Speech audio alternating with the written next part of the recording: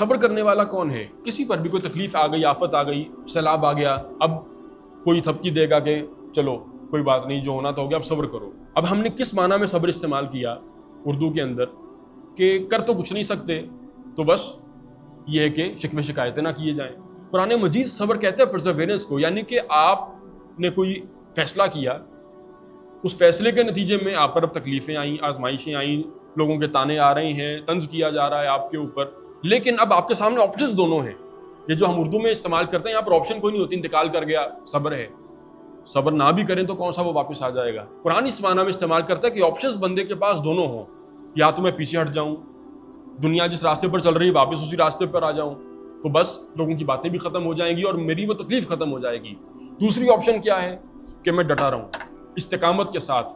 میں صبر کا مظاہرہ کروں، یہ ڈٹے رہنا، جمے رہنا، ثابت قدم رہنا۔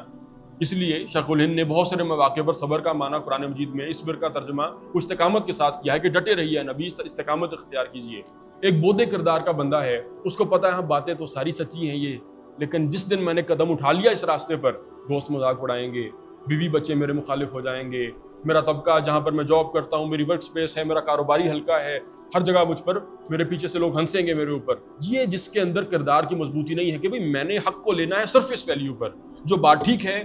وہ ٹھیک ہے، میں نے اس کو فالو کرنا ہے۔